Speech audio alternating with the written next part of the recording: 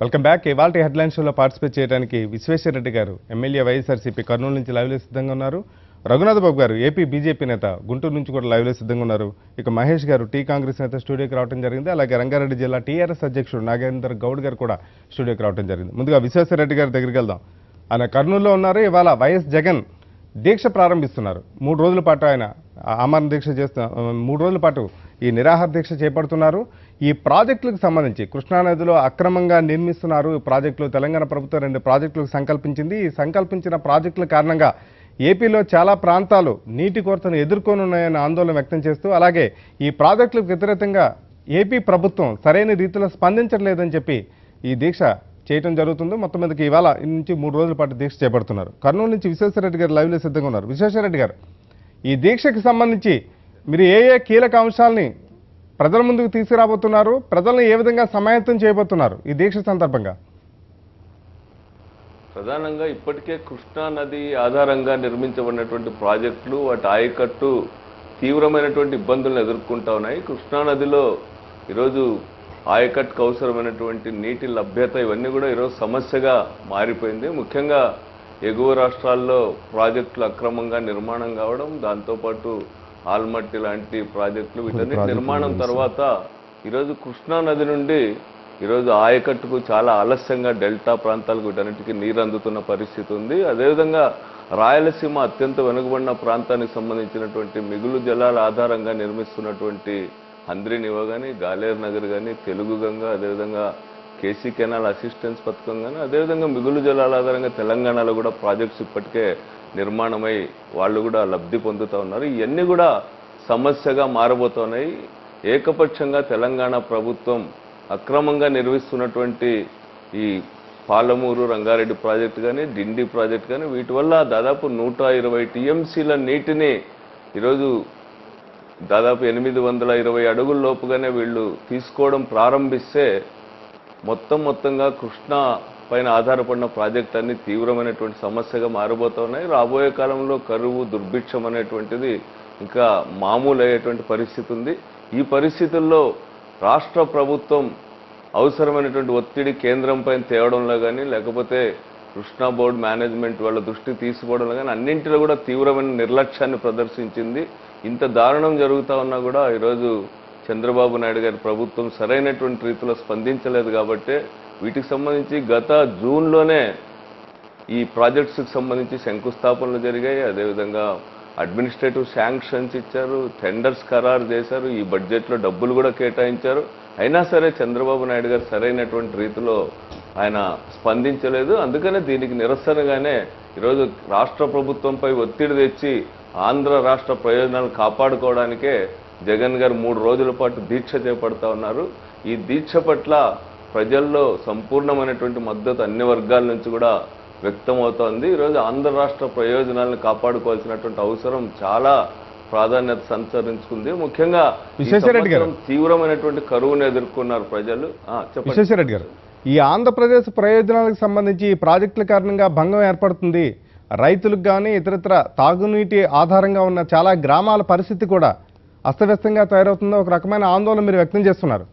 కానీ ఈ 2 ప్రాజెక్టులకు ప్లానింగ్ జరిగినప్పుడు కానీ, లేకపోతే పక్క రాష్ట్రం ఒక ఆలోచన చేసినప్పుడు కానీ ప్రభుత్వం సరైన రీతిలో స్పందించిందా? తమ అభ్యంతరాలను స్పష్టంగా చెప్పిందా?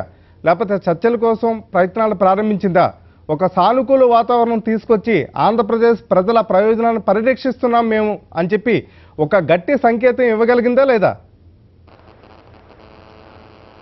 ముందు నుంచి కూడా రాష్ట్ర ప్రభుత్వం ఏకపక్షంగా వ్యవహరిస్తూ ఉంది. ప్రజా సమస్యల పట్ల నిర్లక్ష్యాన్ని ప్రదర్శిస్తూ ఉంది.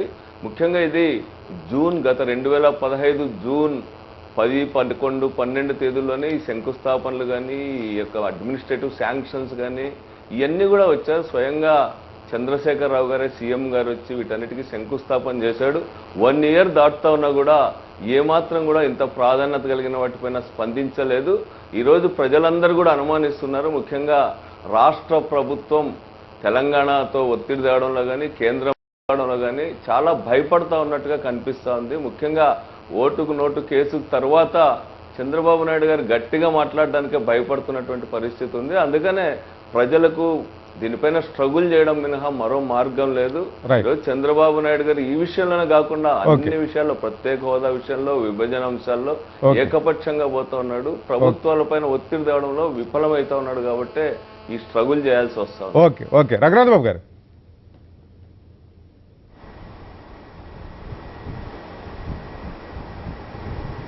చెప్పండి హరి గారు.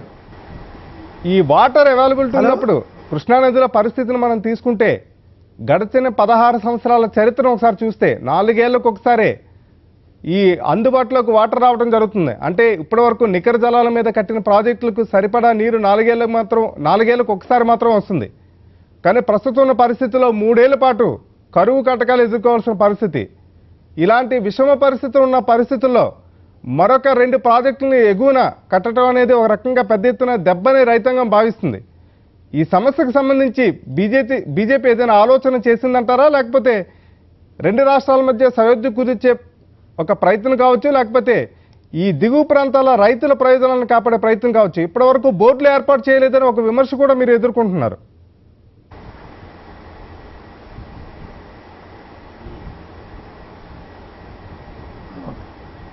ఓకే హరి గారు, మొట్టమొదటిగా వాళ్ళ ప్రతిపక్ష నాయకుడిగా జగన్మోహన్ రెడ్డి గారు ఈ దీక్ష చేయటం అనేది అది ఆహ్వానించాల్సినటువంటి విషయం. కారణం ఏంటంటే అది ఆయన బాధ్యత. ప్రతిపక్ష నాయకుడికి బాధ్యతలు కొన్ని ఉంటాయి కాబట్టి ఇది ఆయన బాధ్యత. అది దాన్ని ఆక్షేపించాల్సినటువంటి అవసరం ఎవరికి లేదు. ఇకపోతే దీనివల్ల ప్రజలు కూడా చైతన్యం అయ్యి కొంత చర్చ జరిగి ఆ రకంగా ప్రభుత్వాల మీద ఇతర రాష్ట్రాల మీద ఒత్తిడి వచ్చి సమస్యకు పరిష్కారం దొరికేదానికి కూడా అవకాశం ఉంది. కాబట్టి ఈ దీక్ష గురించి ఎటువంటి ఆక్షేపం లేదు. ఇకపోతే కూడా ఇక్కడ కృష్ణానది వరకు ఇక్కడ ఒక ప్రత్యేకమైన పరిస్థితి ఏంటంటే అత్యధికంగా నీళ్లు వాడుకుంటుంది కింద రాష్ట్రాలు ఆంధ్ర, తెలంగాణ. మరి క్యాచ్మెంట్ అక్కడ నదిలోకి నీళ్లు వస్తుంది మహారాష్ట్ర, కర్ణాటకలో ఎక్కువ వస్తున్నాయి.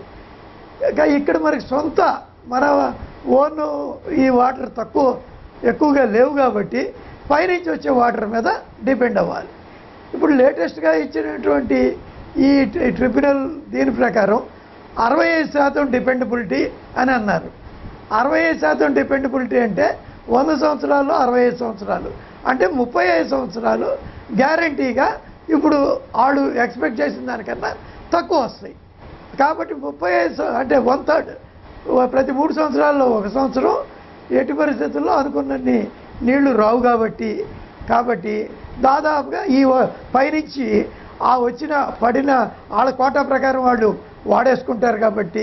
కాబట్టి 1/3 మనకి సొంతం అంటూ లేదు. కాబట్టి 1/3 సంవత్సరాల్లో 3 సంవత్సరాలకు 1 సంవత్సరం మనకి నీళ్లు ఉండవు.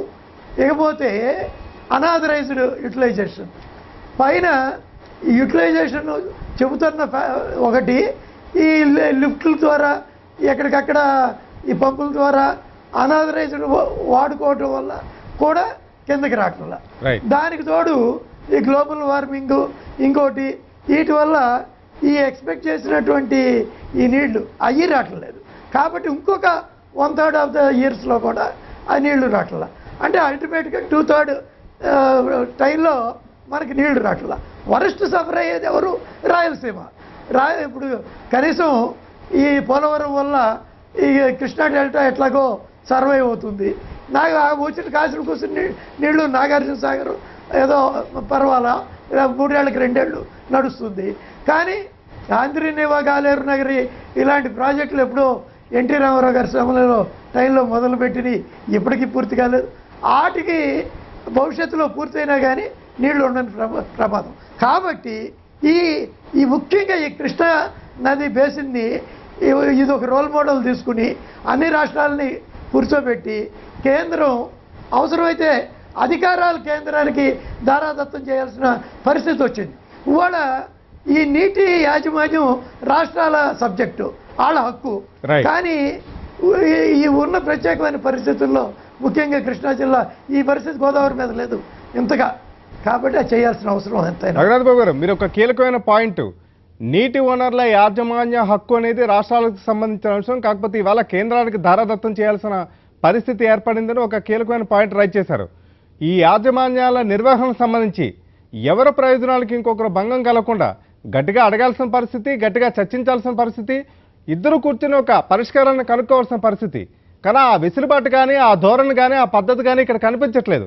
అడగాల్సిన వాళ్ళు అడగట్లేదు. ఎందుకు అడగట్లేదు అని ఒక సందేహం వస్తుంది.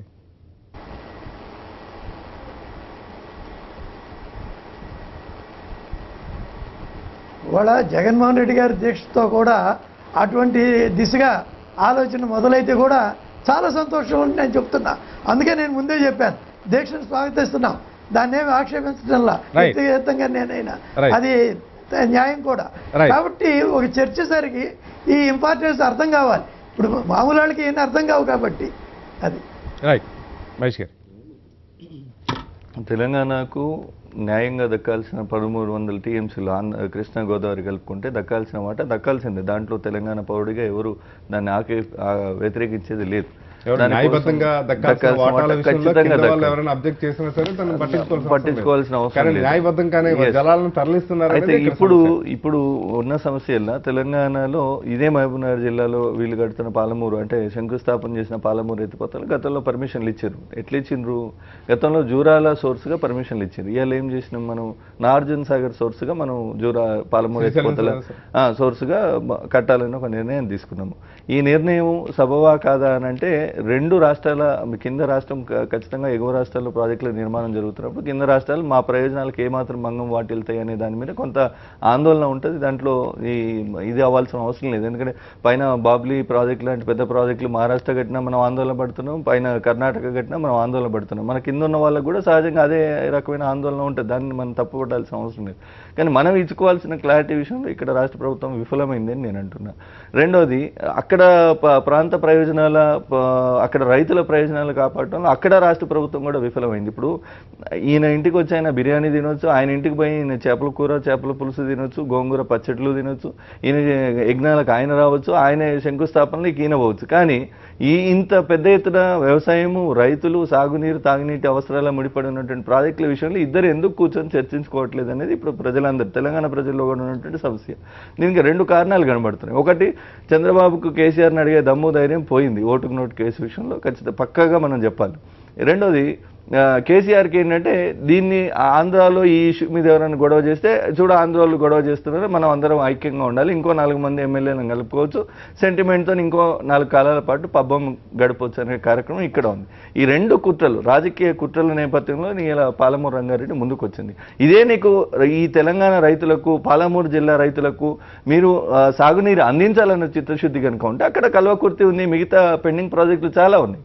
నువ్వు కనీసం 2000 కోట్లు రిలీజ్ ఆధారపడ్డ ప్రాజెక్టులు చాలా ఉన్నాయి. అవి సగము ఒక్కొక్కటి 80% పూర్తయి మీరు కొన్ని నిధులు విధిలిస్తే వాళ్ళకు 10 లక్షల ఎకరాల ఆయకట్టుకు నీరు అందించి రైతులకు మేలు చేసేటువంటి ప్రాజెక్టులు అక్కడ కళ్ళ ముంగట ఉంటే వాటిని పక్కన పెట్టి నువ్వు పాలమూరు రంగారెడ్డి ఈ పథకాన్ని ఎంచుకోవడంలో అర్థమైంది అంటే అవి కంప్లీట్ చేస్తే కాంగ్రెస్కి పేరు వస్తుంది, ఇవి కంప్లీట్ చేస్తే నేను శిలక పలకం వేసినా నేనే పూర్తి చేస్తా. ఆడ కుర్చేసారు మొన్న మా వాళ్ళు ఆర్డీఎస్ దగ్గర కూడా కుర్చేసిండ్రు. ఎప్పుడు వచ్చి కూర్చొని ఇది కట్టిస్తావు మహాప్రభు, 2 ఏళ్ల కింద వచ్చి ఇది కుర్చేసుకొని కట్టిస్తాను, నువ్వు ఇట్లా చాలా ప్రాజెక్టుల ముందు కుర్చీలు వేసుకొని కూర్చోవాల్సిన రోజులుండే. బట్ మీరు సెక్రటరీ కూర్చోవాల్సిన అసలు కుర్చీలో ఎన్నడూ కూర్చునే సందర్భం లేదు, సెక్రటేరియట్ ఆయన ఆఫీస్లో కూడా. సో ఇట్లాంటి పరిస్థితుల్లో ఈ రాష్ట్రంలో పాలకులు సెంటిమెంట్ని అడ్డం పెట్టుకుని రాజకీయం చేయాలని ఒక దురాశ దురుద్దేశంతో నడుస్తూ ఉన్నారు.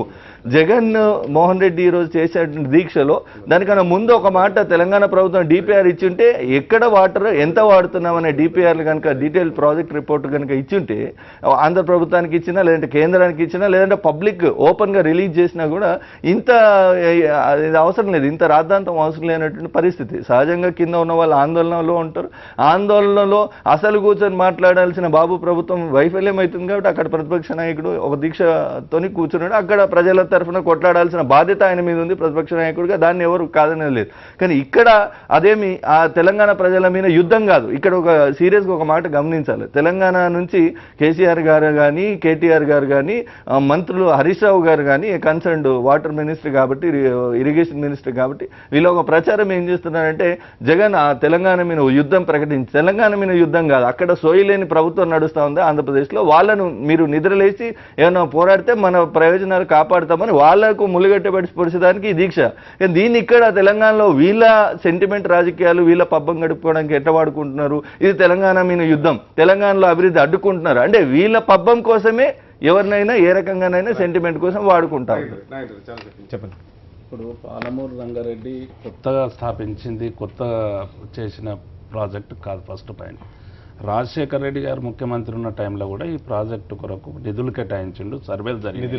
నిధులు కాదు, సర్వే- చేయాలా లేదా సర్వే- అన్న దానిపైన సర్వే- సర్వే- సర్వే సర్వే- చేయాలి. సర్వే- వాళ్ళ వాళ్ళ కొరకు ఉమ్మడి రాష్ట్రం, ఉమ్మడి రాష్ట్రం అయితే- ఉన్నప్పుడు అయితే ఏవి దాంట్లో- నిధులు జలాలు, ఏ దాంట్లో- వరద జలాలు, ఏవి దా- నికర జలాలు దాంట్లో- స్పష్టత ఉంటుంది. దా- మేనేజ్మెంట్ ఈజీ అవుతుంది దాంట్లో- కాబట్టి ఎన్ని ప్రాజెక్టులను కట్టుకోవచ్చు. కానీ దా- ఇవాళ పై రాష్ట్రం వేరు, కింద రాష్ట్రం వేరు. పేరు ఆయన కింది గమనించాలి, రాష్ట్రాలు కూడా ఉన్నాయి. పేరు పాతది, డిజైనింగ్ కొత్తది. నేను ఏమంటున్నా అంటే ఆయన ఇప్పుడు నేను ఏమంటున్నా అంటే ఈ ప్రాజెక్టుకు మాత్రమే పర్మిషన్ లేదు, లేకుంటే కింది ప్రాజెక్టులకు అన్నిటికీ ఉన్నది. ఈ మొన్నటికి మొన్న పట్టుసీమ కూడా చేశానండి, దానికి పర్మిషన్ ఉందా? ఎక్కడి నుంచైనా ఉందా? ఎక్కడి నుంచైనా క్లియరెన్స్ ఉన్నాయా? ఈ విధంగా తీసుకుంటే ఈ ప్రాజెక్టు కొత్త కాదు. ఏదైతే కిరణ్ కుమార్ రెడ్డి ప్రభుత్వం లోపల కూడా జీవో నంబర్ 72 తోని ఈ దీనికి 6 కోట్ల రూపాయలు కూడా కేటాయించేసి ఆ రోజు కూడా సర్వేల కొరకు కూడా జరిగిన ప్రాజెక్ట్. కాకపోతే ఒకటి ఏంటంటే తెలంగాణ ప్రభుత్వం వచ్చిన తర్వాత గతంలో ఏదైతే నీటి దోపిడీ తెలంగాణ ప్రాంతంలో జరిగిందో, గత ప్రభుత్వాల్లో ఏదైతే నామమాత్రం ప్రాజెక్టులతోని ఈ తెలంగాణ ప్రాంతం లోపల ఉన్న రైతాంగాన్ని, తెలంగాణ ప్రాంత ప్రజలను, తెలంగాణ ప్రాంతాన్ని మోసం చేయబడ్డాయో వాటి నుండి పరిరక్షించాలనే ఉద్దేశంతో ఒక నిష్పక్షపాతంగా ముఖ్యమంత్రి కేసీఆర్ గారు రీడిజైనింగ్ చేసేసేసి కొన్ని ముంపు గ్రామాలను తగ్గించేసి, అదేవిధంగా కొంత సాగు ఎక్కువ చేసేసి, తాగునీరు ఎక్కువ చేసేసి ఆ విధంగా చేస్తుంటే ఎక్కడ కూడా మీరు చూస్తున్నారు ఏదైతే తెలంగాణ ప్రాంతం కేటాయించబడ్డ 1300 టీఎంసీలు ఈ 2 నదులలో ఉన్నాయో ఎక్కడ కూడా ఎక్సెస్ పోతున్న పరిస్థితి, వాడుకుంటున్న పరిస్థితి లేదు. గతంలో వాడుకున్న సమైక్య రాష్ట్రం లోపల కూడా వాడుకున్న పరిస్థితి లేదు, ఇప్పుడు కూడా వాడుకుంటున్న పరిస్థితి లేదు. కొన్ని 1-2 ప్రాజెక్టులు ఇప్పుడు వేస్తున్న పరిస్థితిని చూసి దీనికి ఇంకా ఆశ్చర్యమైన సంఘటన ఏంటంటే జగన్మోహన్ రెడ్డి గారు తెలుగుదేశం పార్టీ మీద ప్రెజరైజ్ చేయడానికి, తెలుగుదేశం పార్టీ మీద ఏదైతే అక్కడి రాష్ట్ర అభివృద్ధి కొరకు చేయడానికి ఆయన చేస్తున్న దీక్ష ఏదైతే ఉందో బీజేపీ వాళ్ళు దాన్ని కరెక్ట్ అంటారు. అంటే తెలంగాణ ప్రాంతం లోపల ఉన్న నీటిని వినియోగించుకుంటుంటే తెలంగాణ ప్రాంతం మీద ఉన్న ప్రాజెక్టులను ఆపాలనే ఉద్దేశంతో జరుగుతుంటుంటే వాటిని బీజేపీ వాళ్ళు సమర్థిస్తారు, లేకుంటే ఆంధ్ర ప్రాంతం లోపల ఉన్న అన్ని పార్టీలు సమర్థిస్తారు. కానీ మేము ఒకటే ఏమంటున్నామంటే ఈరోజు ఏదైతే ప్రాణహిత చేవెళ్ళ గతంలో వేయడం జరిగిందో, గతంలో మనం ఇవాళ కాంగ్రెస్ పార్టీ వాళ్ళు కూర్చొని దీక్ష చేస్తున్నారండి. మేము ఒకటే ప్రశ్నిస్తున్నాం, మీరేసిన ప్రాణహిత చేవెళ్ళ ఆ రోజు ఎన్ని రోజులకు పూర్తి అయింది? ఎందుకు పూర్తి కాలేదు? ఎందుకని వర్కులు జరగలేవు? మరి ఆ రోజు ఎక్కడ పోయింది? అయితే తెలంగాణ ప్రాంతం మీద ఈ రోజు ముఖ్యమంత్రి గారు చేపడుతున్న దాన్ని తెలంగాణ ప్రజల హక్కుగా తెలంగాణ ప్రాంతానికి కేటాయించిన నీటినే వినియోగించుకోవడానికే ఈ ప్రాజెక్టులు జరుగుతూ ఉన్నాయి. ఇంకొక చిన్న విషయం కూడా నేను మనం చేస్తుంది ఏంటంటే ముఖ్యమంత్రి గారు చాలా ఎన్నికల మేనిఫెస్టోలో పెట్టినరు, ప్రతి నియోజకవర్గానికి కూడా 1,00,000 ఎకరాల భూమిని మేము సాగు కొరకు చేస్తాం.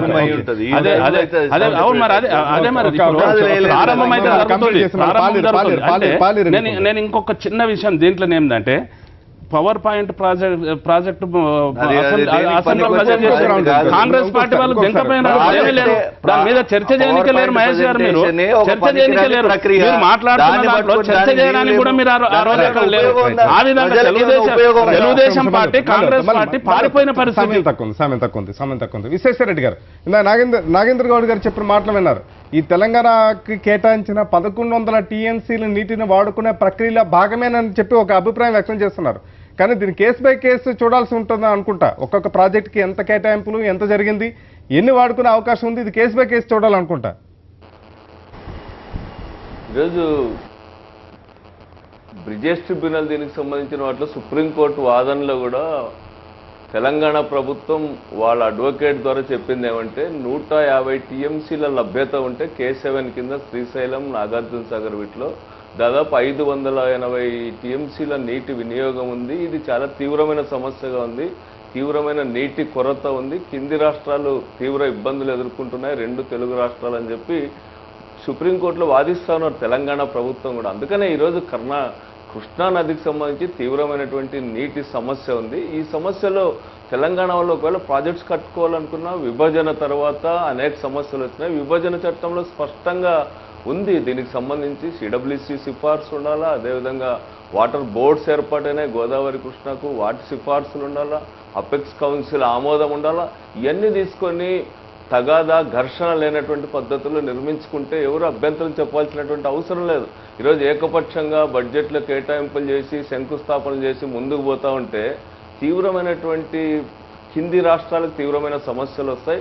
ఇది ఇంతకుముందు కూడా ఉమ్మడి రాష్ట్రంలో కూడా రాజశేఖర రెడ్డి గారు ఉన్నాడు, ఒక పెద్ద ప్రయత్నం చేశారు జలయజ్ఞం ద్వారా. ఈవెన్ కరీంనగర్, వరంగల్ లాంటి జిల్లాల్లో 90% ఇరిగేషన్ వచ్చేటువంటి ప్రాజెక్టులు ప్రతిపాదించారు. ఒక్క మెదక్, మహబూబ్ నగర్ లాంటి జిల్లాల్లో 50% వరకు ప్రతిపాదనలు ఉన్నాయి. ఆ విధంగా ఉమ్మడి రాష్ట్రంలో కూడా తెలంగాణ ప్రాంతంలో ఉన్నటువంటి నీటి సమస్యను, సాగునీటి సమస్యను పరిష్కరించే ప్రయత్నం జరిగింది. ఈరోజు వాళ్ళు అర్థం చేసుకోవాల్సిందంటే కింది రాష్ట్రాలుగా మేము తెలంగాణ ప్రజలకు వ్యతిరేకం కాదు, తెలుగు రాష్ట్ర ప్రజలు సామరస్యంగా ఉండాలని కోరుకుంటున్నాం. అయితే కింది రాష్ట్రాల్లో చాలా దారుణమైనటువంటి పరిస్థితులు ఎదురుగాబోతున్నాయి కాబట్టి రాష్ట్ర ప్రభుత్వం ప్రయోజనాలు కాపాడలేకపోతుంది. విశ్వేశ్వర రెడ్డి గారు ఇప్పుడు మీరు ఒక్కటి గమనించాలి. రెడ్డి గారు చెప్పారు ఇప్పుడు ఒక రాష్ట్రాన్ని బాగా ఆగ్రహం వ్యక్తం చేయాలి కానీ, ఆ రాష్ట్రంపై కోపడాలి కానీ, ఆ రాష్ట్రంపై యుద్ధం ప్రకటన అలాంటి అభిప్రాయం కాదు. ఇష్యూని తెరపైకి తీసుకురావడం ద్వారా ఏదైనా సామరస్యపూర్వక పరిష్కారం ఏదైనా దొరుకుతుందో, ఇతరత్ర అంశాలు ఏమైనా ఉన్నాయా, ఈ వివాదాలు ఏమున్నాయో ఒకసారిగా పైకి వస్తాయి, చర్చించుకునే ఒక అవకాశం కూడా దొరుకుతుంది. దీన్ని ఆ కోణంలో చూడాలన్నది ఆయన అభిప్రాయం. జగన్మోహన్ రెడ్డి గారు చేస్తున్నది రాజకీయంగా అక్కడ తెలుగుదేశం ప్రభుత్వాన్ని ప్రెజరైజ్ చేయడానికి, తెలుగుదేశం పార్టీని ప్రజలకు కొంత వాళ్ళు ప్రతిపక్ష నాయకుడిగా ఆయన చేస్తున్నారు. కానీ విశ్వేశ్వర రెడ్డి గారు మాట్లాడుతున్న దాంట్లో ఏంటంటే సిడబ్ల్యూసి పర్మిషన్ తీసుకోవాలి, లేకుంటే ఇవన్నీ కూడా కొత్త ప్రాజెక్ట్ అయినప్పుడు అది ఆల్రెడీ పాత ప్రాజెక్టు. ఇప్పుడు ఇంకొక విషయం అండి, ఎమ్మెల్యే గారు మీరు ఎమ్మెల్యేగా హౌజ్లో ఉన్నారు. ఆంధ్ర ప్రాంతంలో ఇంతవరకు జరిగిన ప్రాజెక్ట్ లేదు. ఇప్పుడు పట్టుసీమ ప్రాజెక్ట్ ఉందండి. మొన్న మీరు నీళ్ళు ఓపెన్ చేసుకున్నారు, చంద్రబాబు నాయుడు గారు ఓపెన్ చేశారు. మరి దానికి ఇవన్నీ పర్మిషన్స్ ఉన్నాయండి? ఎక్కడన్నా జరిగినాయి? అంటే మేము అనేది ఏంటంటే అక్కడికొక రూలు ఇక్కడికొక రూల్ అని మాట్లాడడం కరెక్ట్ కాదు. విశ్వేశ్వర రెడ్డి గారు, నాగేంద్ర గౌడ్ గారు, మేము పట్టిసీమ ప్రాజెక్టుకు సంబంధించి కూడా దాన్ని తీవ్రంగా వ్యతిరేకించినాం. పోలవరం ప్రాజెక్టు నిర్మాణాన్ని పూర్తి చేయడం ద్వారా మొత్తం ఆంధ్ర రాష్ట్రంలో 13 జిల్లాలకు ప్రత్యక్షంగా పరోక్షంగా ప్రయోజనాలు ఉన్నాయి. పోలవరం పూర్తి అయితే రాజశేఖర రెడ్డి గారు ముద్ర పడుతుంది కాబట్టి ఈరోజు మీరు ఏ విధంగా అయితే రీడిజైనింగ్ చేస్తూ ఉన్నారో పట్టిసీమకు సంబంధించి కూడా ఆయన తన ముద్ర కోసం చేయడం తప్ప పట్టిసీమ వల్ల ప్రయోజనాలు చాలా నామమాత్రమైన ప్రయోజనాలు, కేవలం కీర్తి కాంక్షతో చంద్రబాబు నాయుడు గారు అది చేస్తూ ఉన్నాడు. అది పట్టిసీమ వల్ల అనేక కొత్త సమస్యలు వస్తాయి. ఈరోజు పట్టిసీమని చంద్రశేఖరరావు గారు సమర్థించడం కూడా ఈరోజు 9 ప్రాజెక్టులు మళ్ళీ రీడిజైనింగ్ చేసి లిఫ్ట్లు తెలంగాణలో ప్రారంభించబోతున్నారు కాబట్టి మీరు కూడా దాన్ని సమర్థించడం. మీరు గతంలో చెప్పినారు. ఇప్పుడు రాజశేఖర రెడ్డి గారు జలయజ్ఞం ఉన్నప్పుడు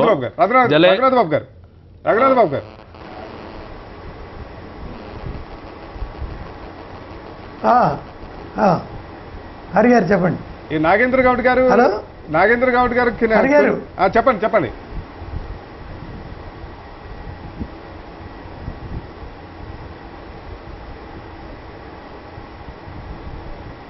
హలో వినిపిస్తుందా రఘునాథ్ బాబు గారు? హరి గారు, రఘునాథ్ బాబు గారు, నాగేంద్ర గౌడ్ గారు కొన్ని కీలకమైన విషయాలను బయటకు తీసుకొచ్చారు.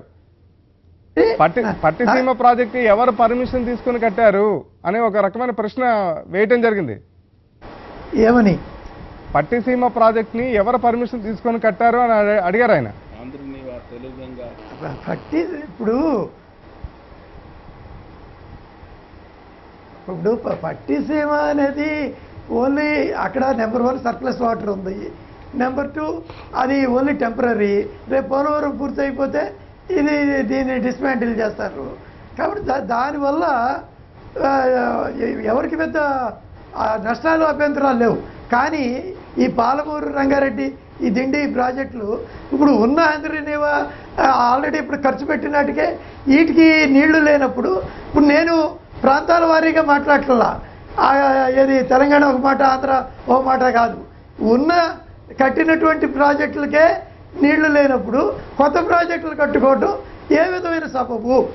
ఒకవేళ కడితే కూడా ప్రపోర్షనేట్ ఆఫ్ వాటర్ అంటే ఈ సంవత్సరం సగం నీళ్లే వస్తే నదిలోకి, ఆ సగాన్ని అందరూ సగం సగం పంచుకునే ఆలోచన వస్తేనే అది ఉపయోగం. అది అలాంటిది వాళ్ళు లేకుండా వాళ్ళ రైట్ ప్రకారం పైన వాడుకుంటే ఉపయోగం.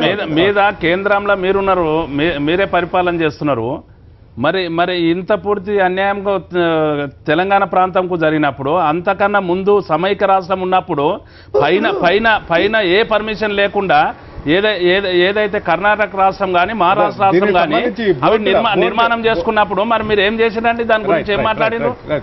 అంటే ఒకటి వీటన్నిటికీ సొల్యూషన్ కింద నిన్నటి మిత్రుడు అన్నట్టుగా మీరు కొత్త ప్రాజెక్టులు అంటే ఇది కొత్త ప్రాజెక్ట్ అయితే కాదు, గతంలో ప్రపోజ్ చేసిన ప్రాజెక్టే, పేరు పాతదే కానీ డిజైనింగ్ కొత్తది కాబట్టి వాళ్ళ ఆబ్జెక్షన్స్. మీరు డిజైనింగ్ విషయంలో ఇప్పటికీ తెలంగాణ ప్రజలకే క్లారిటీ ఇవ్వలేదు, వాళ్ళకి ఖచ్చితంగా ఆబ్జెక్షన్స్ ఉండే ఉంటాయి. ఇప్పుడు ఇంత ముడపడి ఉంది ఏంటంటే సీఎం కేసీఆర్ గారు ఆయన ఇష్టారీతిన డిజైనింగ్ మార్చుకొని ఆయన అనుకూల కాంట్రాక్టర్లకు గ్లోబల్ టెండర్లు పిలవకుండా లోకల్ టెండర్లు పిలిచి, గతంలో గ్లోబల్ టెండర్లు పిలిచాం 500 కోట్లు ఆ పైన పిలిచిన ఏ ప్రాజెక్ట్ అయినా గ్లోబల్ టెండర్లు ఉండేది, సోషల్ ఆడిట్ ఉండేది. ఈరోజు గూడుపుటాన్ని జీవోలే దాచిపెట్టుకుంటున్నటువంటి పరిస్థితి, వెబ్సైట్లు మూసేసుకున్నటువంటి పరిస్థితి, ప్రజలకు అసలు ఏం జరుగుతుందని అందుబాటులో లేదు. 1000 కోట్ల ప్రజాధనం వాళ్ళకు నచ్చిన కాంట్రాక్టర్లకు పంచిపెట్టడానికి తీసుకొచ్చిన కార్యక్రమం. దీనివల్ల ఏం పెద్ద తెలంగాణకు ఉపయోగం ఉందని కూడా భావించండి. పాలేరు ఎన్నికకి సంబంధించి ఇవాళ చాలా అభ్యంతరాలు వ్యక్తం చేస్తున్నారు. రెండు పార్టీలు ఒకరిపై ఒకరు ఫిర్యాదులు కూడా చేసుకున్న పరిస్థితి.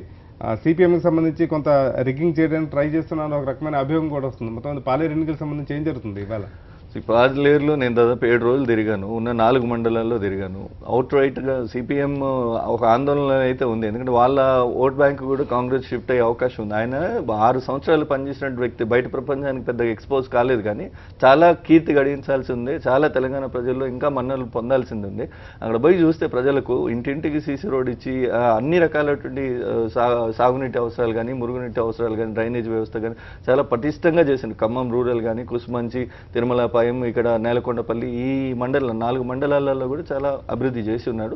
రెండోది అక్కడ కాంగ్రెస్ అభిమానులు, ఆయన అభిమానులు, రామిరెడ్డి వెంకటరెడ్డి గారు కీర్తిశేషులు వారి అభిమానులు, తర్వాత ఆమె పట్ల సానుభూతి కలిగినటువంటి పార్టీలకు అతీతంగా మహిళా నాయకురాలు, మహిళా సోదరిమణులు అందరూ కూడా, తో పాటుగా వైఎస్ అభిమానులు, తో పాటుగా అక్కడ ఉన్నటువంటి తుమ్మల తెలుగుదేశం పార్టీకి ద్రోహం చేసిందని బలంగా నమ్మే కొన్ని వర్గాలన్నీ కూడా కాంగ్రెస్ పార్టీ అభివృద్ధి గెలుపు కోసం ఈరోజు కృషి చేస్తూ ఉన్నాయి.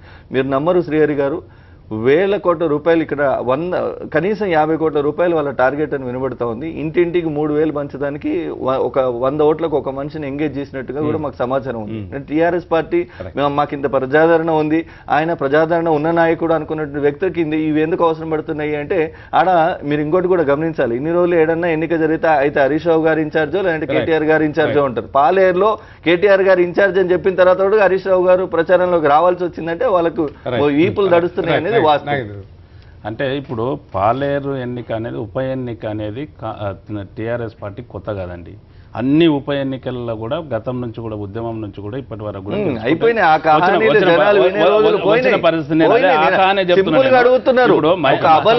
మహేష్ గారు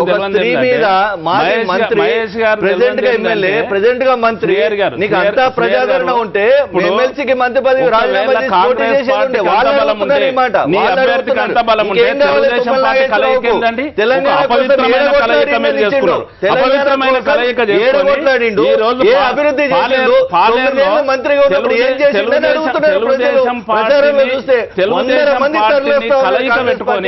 ఏదైతే ఎన్నికల్లో పోటీ చేస్తున్నారో ఇది ప్రజలు హర్షిస్తారా అండి? అన్ని పార్టీలు ఏకమయ్యేసేసి ఎందుకు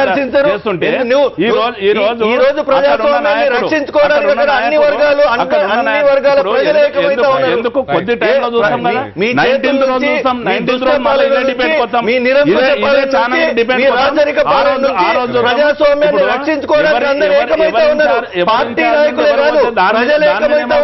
మీరు ఎంతమందిని తీసుకుపోయింది ఇలా కాంగ్రెస్ పార్టీ? అక్కడ ఏ విధంగా చేస్తున్నది? కాంగ్రెస్ పార్టీ ప్రపంచ ఈ సంస్కృతి రాష్ట్రంలో కాంగ్రెస్ పార్టీ ప్రజల సంస్కృతి. సంక్షేమం అవసరం రిగ్గింగ్ లేదు. చేసింది, కేవలం ప్రజాస్వామ్యాన్ని ఉప ఎన్నికల్లో కూని గెలవడమే చేసింది కాంగ్రెస్ పార్టీ సంస్కృతి. ఒక్క నిమిషం విశ్వేశ్వరరెడ్డి గారు, ఈ ఎన్నికల్లో ధన ప్రభావం గురించి పెద్ద ఎత్తున చర్చ కొనసాగుతుంది. నిన్న తమిళనాడులో కూడా ఒక అసెంబ్లీ నియోజకవర్గానికి సంబంధించి ఎన్నికలు పూర్తిగా ఈసీ కూడా వాయిదా వేయాల్సిన పరిస్థితి. అక్కడ దాదాపుగా ఓటర్లకు డబ్బులు పంచుతూ ఉంటే స్టింగ్ ఆపరేషన్లు జరిగాయి. వాటి ఆధారాల ఆధారంగా ఈ ఈసీ అక్కడ ఎన్నికను కూడా వాయిదా వేస్తుంది. మొత్తం మీదకి ఈ ఎన్నికల విషయానికి వస్తే ధన ప్రభావం చాలా పెద్ద ఎత్తున నడుస్తుంది అనే ఒక విషయం స్పష్టమవుతుంది.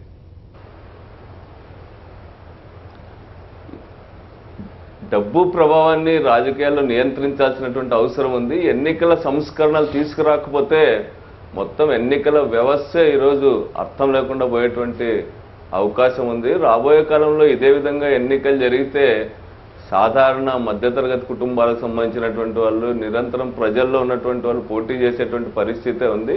ఇది ఈరోజు అన్ని చోట్ల జరుగుతోంది. దీన్ని మాత్రం నియంత్రించడానికి అందరం కూడా ప్రయత్నించాల్సినటువంటి అవసరం ఉంది.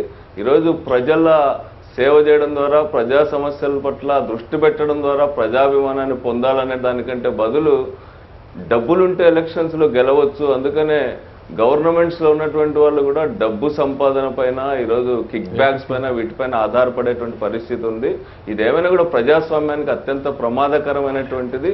ఈ డబ్బు ప్రభావాన్ని వీటన్నిటిని నియంత్రించాలా, అందుకు అవసరమైన ఎన్నికల సంస్కరణలు తీసుకురావాలా. ఎందుకంటే ఇదే పరిస్థితి కొనసాగితే ఎవడు ధైర్యంగా నేను నీతిగా ఉన్నాడని చెప్పుకునేటువంటి పరిస్థితి లేకుండా పోతుంది. ఇది చాలా అన్యాయమైనటువంటి విషయం. ఓకే, రఘునాథ్ బాబు గారు.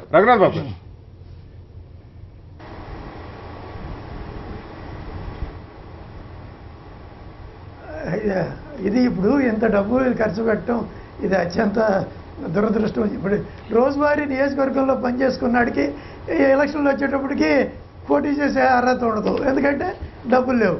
ఎక్కడో వేరే పనులు చేసుకుని ఏ బిజినెస్ చేసుకుని డబ్బులు సంపాదించుకొచ్చినాడికి అర్హత వస్తుంది. ఎందుకంటే డబ్బులు ఉన్నాయి కాబట్టి. ఇది పోవాలి. ఉత్తర భారతంలో ఈవెన్ డెవలప్ అయిన గుజరాత్లో ఈ పరిస్థితి లేదండి. ఇది ముఖ్యంగా ఈ మన ఆంధ్రప్రదేశ్, మన ఆంధ్ర, తెలంగాణ, తమిళనాడు, కేరళలో కూడా లేదు. ఇలా ఈ రాష్ట్రాల్లోనే ఇంత ఎక్కువ ఉంది. ఆ శేషన్ లాంటి వాళ్ళు ఎవరైనా ఉంటే కొంతైనా ఆపగలుగుతారేమో. ఇది తక్షణం ఆగాల్సిన అవసరం. ఇప్పుడు మొన్న ఖమ్మంలో ఒక హోటల్లో 2 కోట్లు పట్టుబడినాయి. ఎవరి అంటే అధికార పార్టీవి. అక్కడ లోకల్ ఉన్న మీడియా కూడా ఎక్స్పోజ్ చేయలేని స్థాయిలో మేనేజ్మెంట్ జరుగుతుంది. అధికారులు ఇప్పుడు 2 కోట్లు పంచడం ఒక వంతు రహస్యంగా చేస్తున్నారు. దాన్ని మనం చూపించలేకపోతున్నాం. దానికి అర్థం ఉంది.